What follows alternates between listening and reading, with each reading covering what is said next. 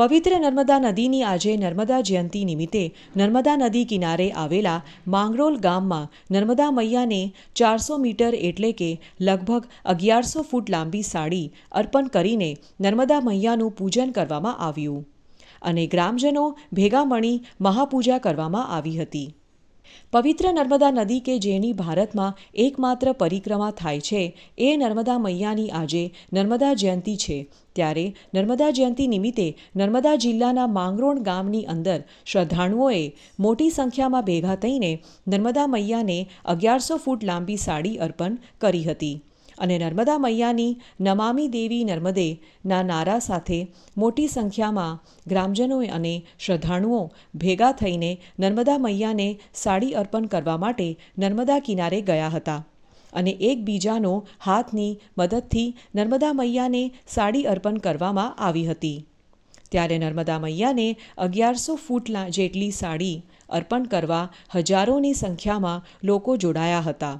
સાથે સાથે 10થી વધારે નૌકાઓની મદદ લઈ શ્રદ્ધાળુઓ નાવમાં બેસી નર્મદા મૈયાને સાડી અર્પણ કરી છે। જો કે આ માંગરોળ ગામ છે જે 6 મહિના પહેલાં જ આ ગામમાં મા નર્મદાનું પૂર આવવાને કારણે ગામ ડૂબી ગયું હતું અને ખેડૂતોને મોટા પાયે નુકસાન પણ થયું હતું। છતાં આ ગામના ગામજનોમાં મા નર્મદા પ્રત્યે અપાર શ્રદ્ધા અને આસ્થાને કારણે મા નર્મદાની પૂજા કરી આજે નર્મદા જયંતિની ઉજવણી ધામધૂમથી કરવામાં આવી હતી।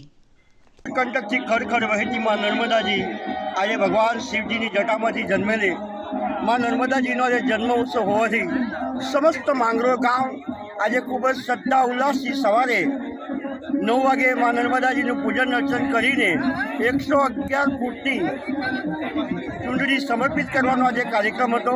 સમસ્ત ગામ શ્રદ્ધા ઉલ્લાસથી માં નર્મદાજીનો આજે કાર્યક્રમ મનાવી રહ્યા છે। ત્યારબાદ 11:30 વાગે ભોજન પ્રસાદનો પણ કાર્યક્રમ છે।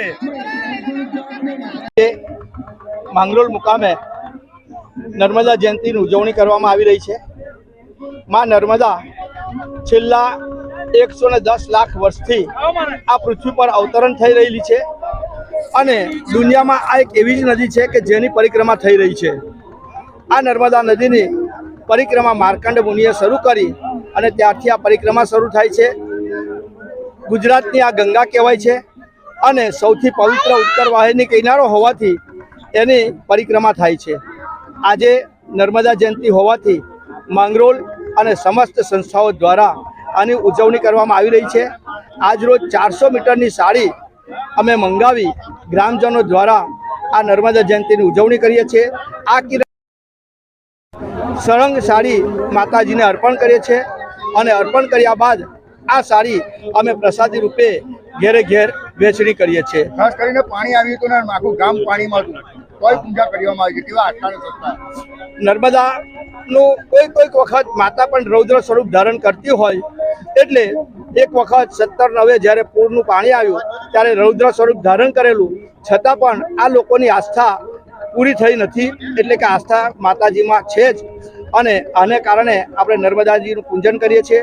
નર્મદા કિનારે આપણે જાણીએ છીએ કે જેટલા કંકર એટલા શંકરનું માનવામાં આવે છે અને શંકર ભગવાનનું જ્યારે પ્રાણ પ્રતિષ્ઠા કરવાની હોય ત્યારે માત્ર નર્મદાના કંકરને જ કોઈ પણ જાતની પૂજા કર્યા વિના આપણે દેવસ્થાનમાં પણ રાખી શકીએ છીએ। મહેશ પટેલ, નર્મદા, માંગરોળ।